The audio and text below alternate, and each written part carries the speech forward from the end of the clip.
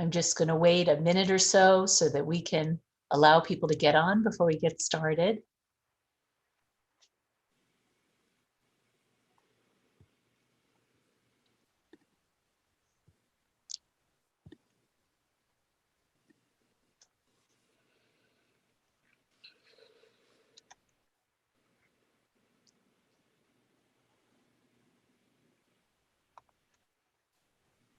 Hello, everyone, and welcome to P&P Live. My name is Susan, and I'm a bookseller in the Children and Teens Department at Politics and Prose. Thank you for joining us and tuning in to this virtual format, where we continue to bring authors and new books to you. Before we get started, we have some housekeeping notes. Please note that closed captioning is available for today's program. Click the live transcript button at the bottom of your screen and select Enable Transcript. Politics in Prose is delighted to partner with DC Public Library, the DC Public Library Foundation, and PEPCO for an inspirational program with artist Nikkolas, where he'll present his book, Born on the Water, from the 1619 Project, and discuss and take audience questions with DC Public Library teen moderator Tiara Crutchfield. This program is presented in conjunction with DC Public Library's Know Your Power Summer Contest, sponsored by PEPCO. Teens are invited to submit an original work of writing, photography, illustration, or music that expresses their feelings on a social issue that matters to them. We'll drop the link into the chat for more information about the art contest. For those of you who opted for the complimentary copy of today's book when you registered, you can pick the book up at the Alma Thomas Teen Space at the Martin Luther King Jr. Memorial Library, found at 901 G Street Northwest in Washington, D.C., beginning today. These books are generously donated by the District of Columbia Public Library Foundation. Please note that the complimentary book copies must be picked up by Saturday, July 16th. We'll also drop the book purchase link in the chat for those of you who weren't part of the complimentary copy offer and would like to order a copy for your own home library. Audience members, you'll have a chance to ask your own questions. Please type your questions in the Q&A box at the bottom of your screen. If you see your question is already there, you can bump it up in the queue by clicking the thumbs up button. I'm excited to introduce our illustrator, but before I do, let me first introduce the DCPL Teen Council member who will moderate today's Q&A. Tiara Crutchfield is a recent graduate of School Without Walls High School who plans to head to Spelman College this fall to major in political science on a pre-law track. Tiara serves as a Teen Council member for the DC Public Library and works at Petworth Library. She hopes to have a career in politics and law in the future and wants to give back to her community right here in DC. Our guest illustrator, Nikkolas Smith, is a native of Houston, Texas. After designing theme parks at Walt Disney Imagineering for 11 years, he is now an artivist, concept artist, children's book author, film illustrator, and movie poster designer. He's the author-illustrator of the picture books, The Golden Girls of Rio, My Hair is Poofy and That's Okay, and World Cup Women. Born on the Water from the 1619 Project is his latest illustrated picture book in collaboration with Pulitzer Prize-winning journalists Nicole Hannah-Jones and Renee Watson for Kokila and the New York Times. He is a proud 2016 White House Innovators of Color Fellow. It is my pleasure to turn this event over to them.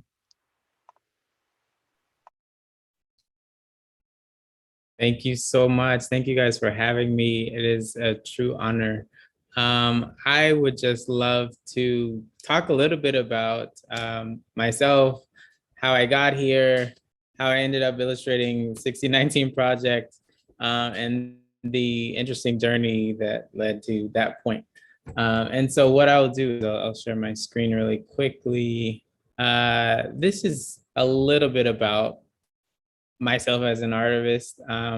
As she said, my name is Nikkolas. I love to create art. I've always been creating art. And throughout my career, I've been creating what I call artivism, which is, I look at it as art and activism combined, really like trying to find what is that broken bone in the world that needs to be fixed, and how can we inspire people to make a positive change, like, starting off with seeing this artwork. And so I do a lot of movie posters, I do children's books, as you know. But when I started, before all of that, I went to Hampton University for architecture. Hampton University is an HBCU in Virginia.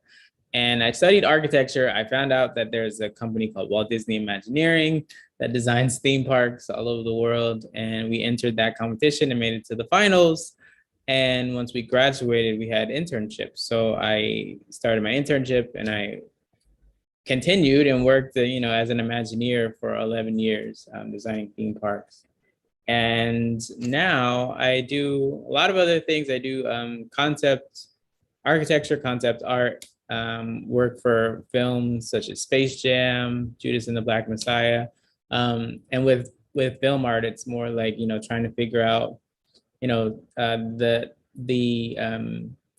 director might give me a script and they might ask for some type of artwork that visualizes what is on the page and how can we, get people to realize what this is going to look like before it actually happens. A lot of work like that. And I also do digital traditional classes. And what I've really been doing for my entire career, just like making what I call Sunday sketches and just creating one art piece every Sunday, just looking at what's happening in the world and trying to reflect what's going on.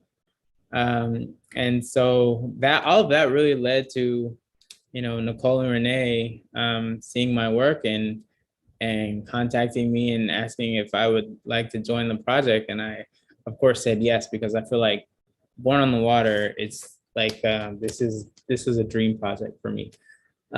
It was the perfect combination, I think, of the artivism that I do and really just trying to show, a piece of history that needs to be talked about more. And so one thing I love about the book is like it starts before the whips and the chains and all of that and slavery. It starts in Ndongo. It's in Central West Africa. You see the joy and the beauty of these cultures before, they were stolen from their land. And I love that.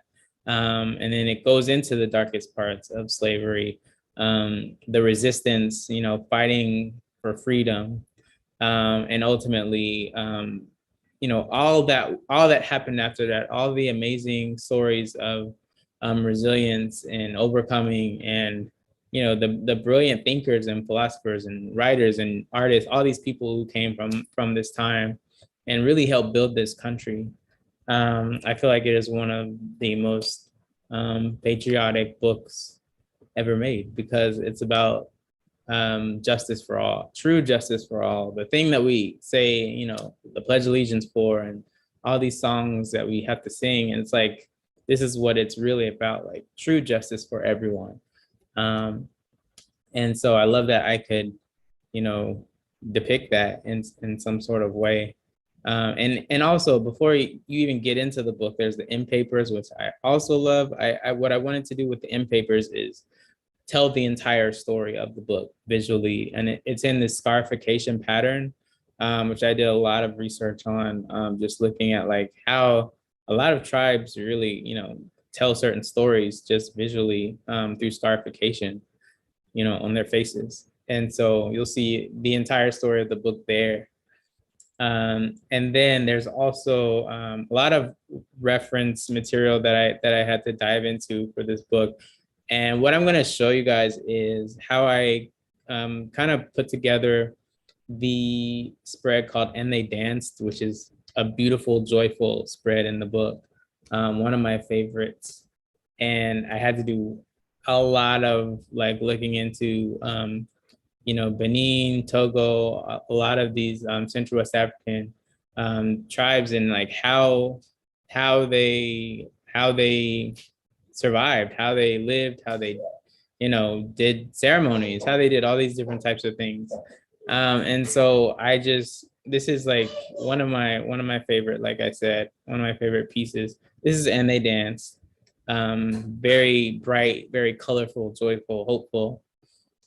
Um, and this is the landscape that I started with. And one of the reasons why I started with this landscape is because it's very lush, it's very beautiful. It is Africa. There's so many images of Africa that are not portrayed in the media and different places. And I wanted to show that Africa is beautiful. It has mountains, it has, it has waterfalls, it has lush greens.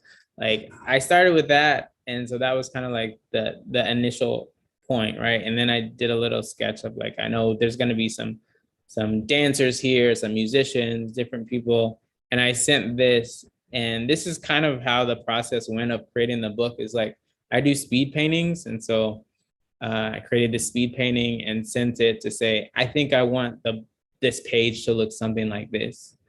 Um, and it's just really helpful, especially with digital. I use a Wacom tablet. This is what I'm working on right now. A Wacom tablet in Photoshop. And so that's how I do all my art pieces. I want them to feel like oil paintings. So I have some really cool brushes that kind of help me give that feel. And so, yeah, I sent that. And then once I kind of got the okay, like that looks great, keep going in that direction. I started to populate the page with people. And so I'll show you really quick. This is who I call Gaia, one of the main women in the tribe, and she's playing this instrument. And what I do oftentimes is I will just like I said, like do a kind of a speed painting to start off and just say like iterate some ideas on what type of instruments, what type of clothing, all these things that the people are doing or wearing. How is that gonna look? And so I would do something like this where I saw this image of it's like this ancient African horn. So I'll sketch in something like that to say maybe it should look like that. I do a lot of like throwing down paint and then erasing, like kind of at the edges as I'm iterating. So I'll kind of play with a little bit, say maybe it should be this size, maybe it should be that size, maybe it should be like a little bit chipped and weathered and old. So many different types of things you can do with literally just like the brush and the eraser tool. And so that's just one of the things I really love to do.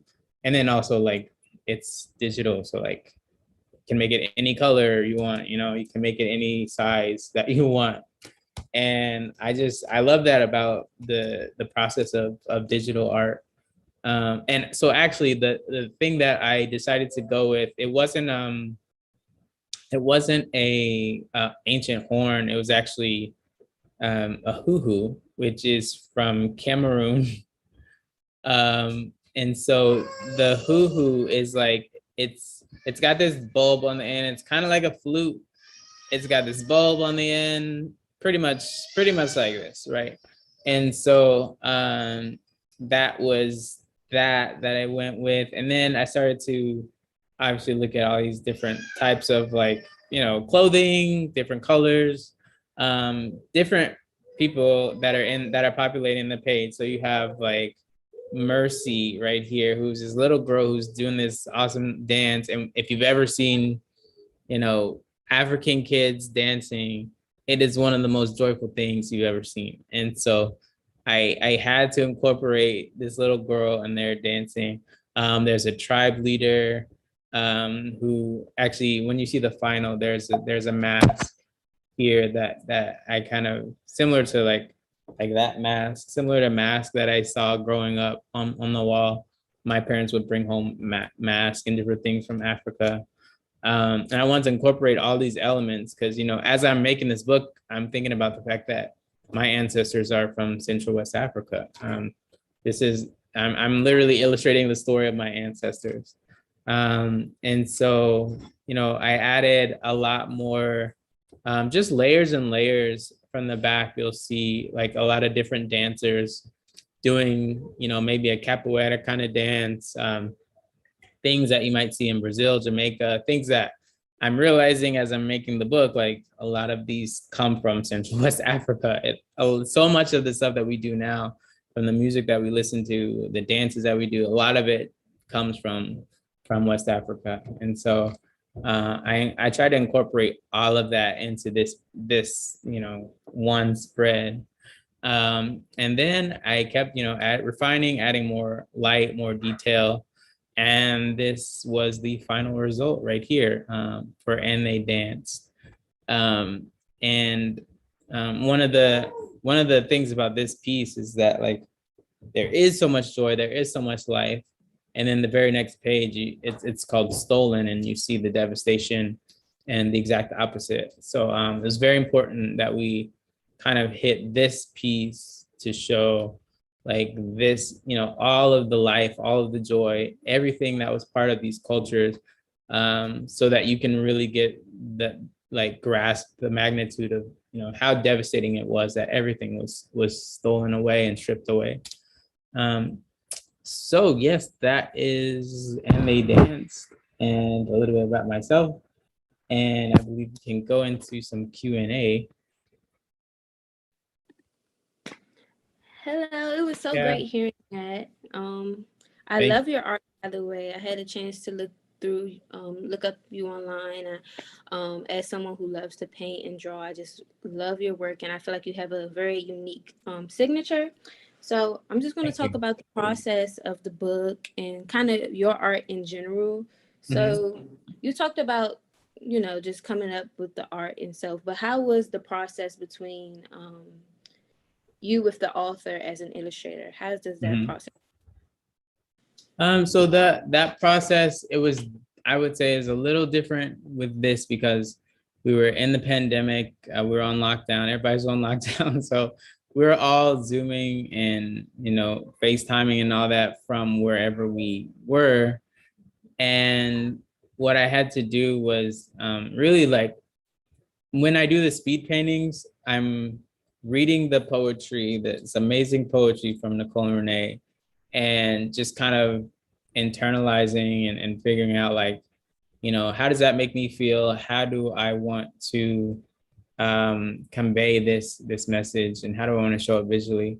And then, like I said, I'll do the speed sketch, and that takes, hopefully for me around like 30 minutes to an hour to do a speed sketch to get just an initial idea of, like, I want this page to look something like this, like, it might be inside the White Lion slave ship, and I want it to be dark, and I need it to feel, the mood to be very suppressed or something. And I'll just do that quick sketch and send it over. And so once I have that and I send it to them, I feel the way that I do the speed paintings, they look very similar to the final product.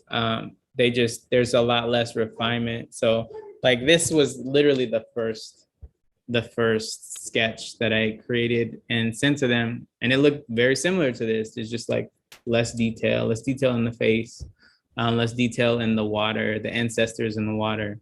But it was pretty much this. And so I sent it, and when they saw that, they said, okay, this is the direction that we like it. This is what we want to go with. This is going to work. Basically, like, this partnership is going to work out, because that was the first piece. And so it was a lot of back and forth like that, just sending pieces, sketches, and getting a feel for if they think it's good, then I'll keep going with it. So you talk a lot about basically speed sketching, but did you, since this is such a historical topic, did you feel like you needed to do a little bit more research, especially about maybe Africa or different cultures? Say? Yes, there was way more research for this than I've done for any picture book I've done, honestly, because there was so many pieces of, like, the storyline of, when did the Portuguese come down and try to, invade Central West Africa, and what is Angola? Like, who were the leaders of Angola? What were all of these different tribes that were stolen? Because in the book, it talks about how there wasn't just one tribe, there was, like, many different tribes. And so you'll see a lot of different face painting on the White Lion ship. you'll see different types of face painting, and all of those, I created those specifically to connect to a bunch of different tribes. And so that was one thing where it's like, okay, I can't just like read this and then just come sketch anything. Like I'll do my research first and then like start a speed painting. So there was a lot of going through kind of history books to figure out, and also just inspiration on like a lot of different tribes and what it was like before the 1700s in Africa, and how I wanted to represent all these different cultures. Great. So just getting into like kind of like the role that the book plays, especially on kids, and like you mentioned before, you call yourself an artivist, which I think is really cool. And I noticed that, which I noticed in a lot of your artwork. So why do you think this book is probably a important reading material for kids, or what do you think the importance of this book is? I feel like this is one of the most important books. And I know I'm biased because I illustrated it, but I think it's one of the most patriotic books created, because I just, like, when I was growing up in Texas, I didn't have books like this to look to. I learned a lot about Davy Crockett and Alamo and Remember the Alamo and all these things, even that, which now I'm realizing like there is a lot of more backstory to that they don't put in the textbooks. But there's a ton of amazing stories from my ancestors, people who look like me, who I feel like should have been in those books that were not taught in school. And that's why I love that. Like I can even like that last spread of like all these amazing people in the water, from Frederick Douglass to the BLM protesters of today, where I can illustrate like all these people who from 1619 to now standing for justice for all, like honestly the true patriots of this nation.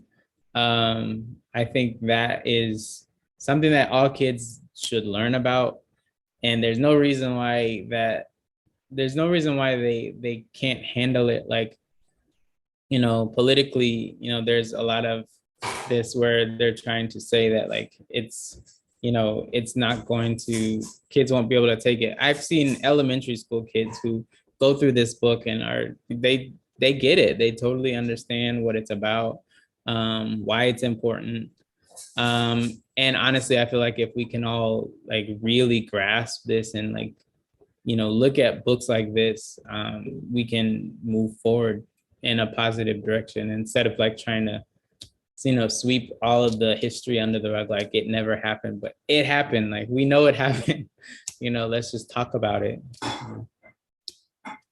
Yeah, just going off of that, I remember the 1619 project, ninth grade. It was kind of in my ninth grade year. It was a lot of controversy surrounding it, and even now we have a lot of like politicians banning books in schools, especially that has to do with Black history, LGBTQ rights, and things of that nature. So do you think that your art can be some kind of like segue to kind of like fill that gap for children with a lot of important books being banned? I mean, I hope it can, because like I said, there were a lot of things that I think were left out of the textbooks when I was growing up. And maybe it's up to books like this, that they're not like school textbooks, but they are important. My next book is with Ruby Bridges, and there's a lot of history like that maybe can only be put in like a picture book. And so I don't know. I think it would be beneficial for all kids if it was actually in this sort of format, as a picture book. Even in textbooks would be great, but if they're not going to put it in textbooks, at least put it, allow the kids to go to the library and pick up a picture book. Yes. Going off of kids, what made you get into art? And someone asked in the chat, who were some of your artistic role models growing up? So when I was young, I was just always making art. Always, looking at, X-Men cartoons and comic cards and things like that. And trying to recreate the art that I saw.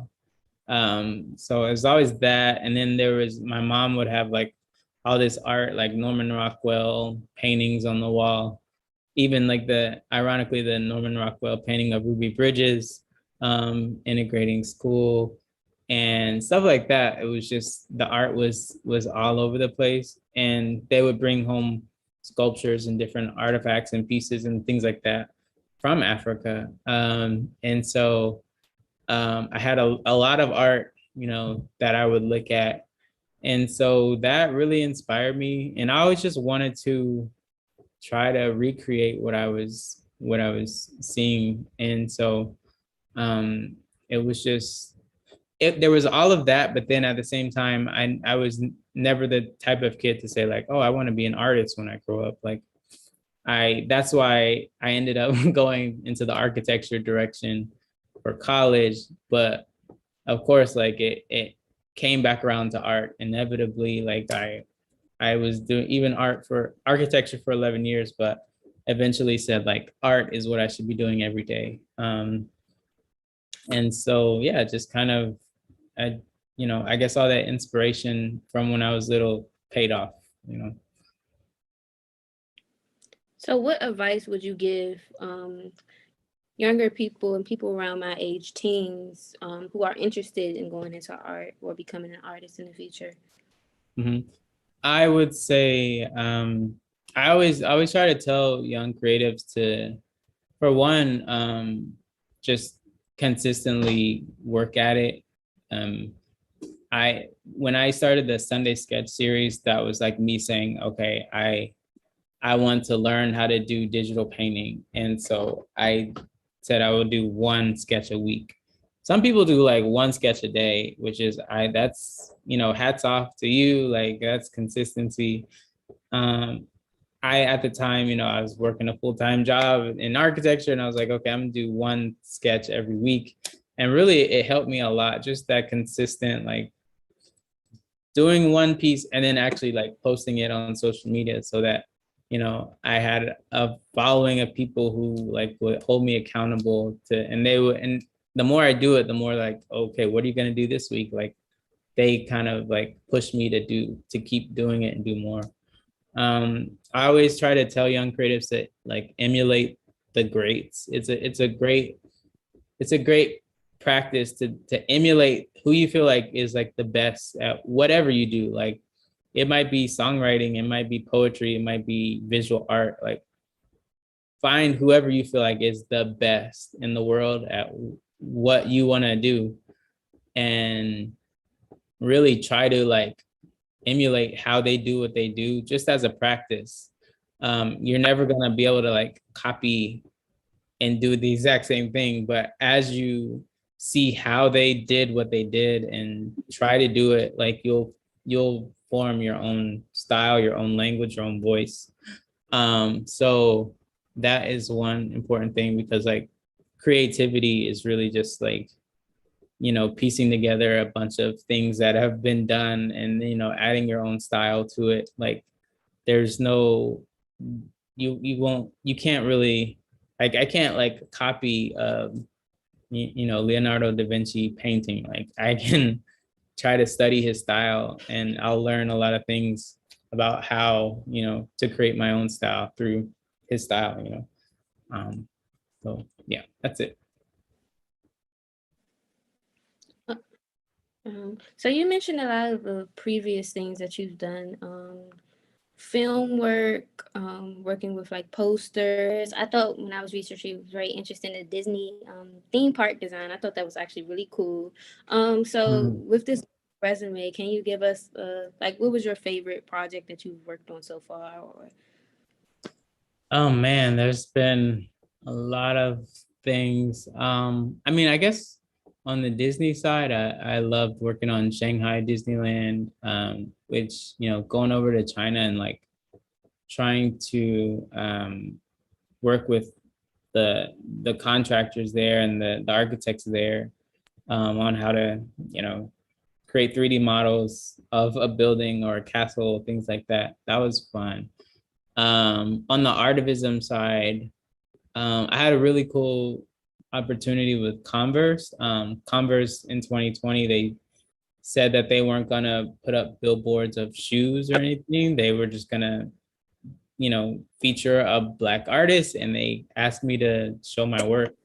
And so that was a cool chance where like I had the opportunity to take all the Sunday sketches, or a lot of, different Sunday sketches, and put them on giant billboards like all over Los Angeles. And moments like that was like, that's when I realized, like there's it's I'm so glad that I continued this, once a week, sketch process of just like putting my art out there, because I got better at Photoshop, but also I learned how to like hold people's attention. And that's what I'm trying to do, is like get people to stop. And in that, I was able to stop and show people like my artwork for Juneteenth of my great grandparents, and moments like that, and try to make Juneteenth a national holiday, which now is, and stuff like that, where trying to figure out how to get people to see what is not, things that aren't working right, people who have unfortunately died that don't have a voice, and how can I use my art to continue their voice. Like I had a piece of Chadwick Boseman giving the Wakanda salute to a child who was fighting cancer, and that was in downtown Disneyland for a while, and is now at Children's Hospital Los Angeles. And moments like that, like I just those were things that I'll never forget, like how people can really, they tell me that like the art that I'm creating is therapeutic. And this whole thing for me started as art as therapy, just like, it was therapy. And now people are telling me that it's therapy for them. So I just love that art can do that, just one image can really, captivate people. Someone in the group chat, in the chat asked a really good question. Daisy said, when creating artivism, how do you approach picking a single drawing to make when there's so many complicated issues in the world? That is not easy. But I feel like because of that, there's always something to choose from. And I'm making them once every week. So I just pick a different thing every time. Like sometimes it's what is like the biggest thing that's happening in the world. Like, if elementary school children being killed in a mass shooting, like I feel like I have to make some art about that, then that Sunday, and talk about gun control, or people who are fleeing like really bad circumstances and trying to seek asylum in America, if they're being pushed away, or they're getting tear gas thrown at them. I want to make art about that week. Or there's so many, sometimes it's just like literally the environment and global warming, and like, what can we do about this? How can I get people to see that this is a very important issue, and maybe direct them to sign their name on this petition, or contact their district attorney, or who can you contact right now to help fix this problem in some sort of way. So it's stuff like that, where it's just like a lot of times it's like the biggest issues that are going on in the day. And Twitter, social media, it helps a ton with just like getting a sense of like what are people extremely frustrated about right now, And a lot of times, like, what do people wish that they could help fix? And they might not know how to help fix it, but they want to be able to help in some sort of way. And how can I, highlight that problem and then direct people to help fix the problem?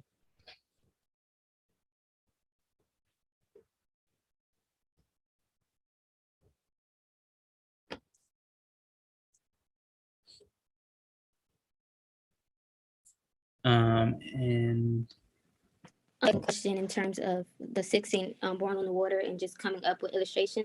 They asked, what were some considerations in illustrating the horrors of slavery experience so children can understand without becoming afraid themselves?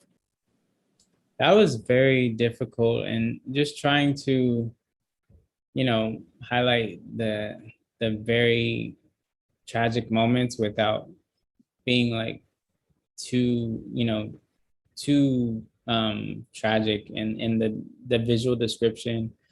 And there's one page where literally there's a enslaved person who just feels like they cannot go on anymore, and they literally throw themselves off of the ship. And it's like, that is, it's heavy, but it's something that I felt like I had to try to visually show that in some sort of way. And the person has like the ancestors who are kind of like greeting them in the water, at that moment that they hit the water. And it's very emotional, and it's hard to draw, and it's hard to see. But again, like, I felt like that young people would understand it and get it, and they do. And they realize that, wow, that was a very hard time in this country, and that was, tough choices that a lot of very strong people had to make. And then I go on to show, like, there was that, and then the flip side is that there's so many of our ancestors continued and had to keep fighting, and if they didn't keep fighting and stay on that ship, then we wouldn't be here today as African Americans. And so, it's very tough, but I felt like I just had to show the humanity as much as I can, even in the most tragic circumstances, like show the humanity of the people, and just make sure that it was the right balance. Just looking at some more things in the Q&A chat. Someone asked, do you still do Sunday sketches of what is going on in the world? I do, yes, every Sunday. I'm still making Sunday sketches. It's been almost 10 years now. I have a book called Sunday Sketch, which is like the first 5 years. And then I was gonna stop at 5 years, and then somebody's like, if you stop making the sketches, like, who's gonna tell the stories from your perspective? And that reminded me of like what I often tell kids is like, only you can create some creative piece of artwork from your unique perspective. Like, nobody can tell it the way that you can. And so when somebody told me that, I was like, I have to keep going with the sketches. And so it's now almost 10 years of Sunday sketches, and every Sunday I post it on my social media, a new piece. Just going back to the book as well. Someone asked, previously you mentioned how your family would bring home masks from Africa. Have you ever been to Africa? And if so, what was your experience like? I have not been yet, and that's one of the things on my bucket list. Like, I need to. I don't want to go to Northern Africa first, but I really want to hit Central West Africa, like, to be the first thing that I see. And I just can't imagine what that's going to be like. But like, I know that's why, like, when I was making the book, like, I felt like I had to really study a lot of these books, because I have never seen, like, firsthand, what it's like in Central West Africa, like what what does that even feel like? But I know how it's been portrayed and how it shouldn't be portrayed. And I was like, I can't go down that road. Like, I need to at least make this feel the way that I would want, my ancestors' land to be portrayed. That's on my list of things I have to go to get there. Is there a specific country or just the regions? Cameroon. Well, my ancestry says that Cameroon, Congo is like the top of where my ancestors are from, the main area. But then there's also like Togo, Benin, there's Nigeria, all that's on my ancestry. It's just basically the whole West Coast I would like to see. All of it. So just wrapping up, this is my final question. If you could describe the book in one word to get readers' attention, what word would you use?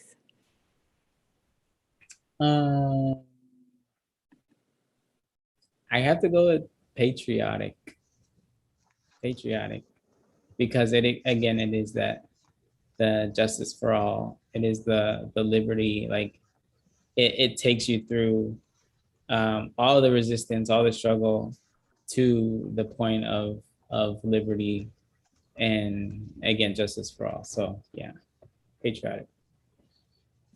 I want to thank you so much for answering my questions and a lot of people's questions. It's wonderful.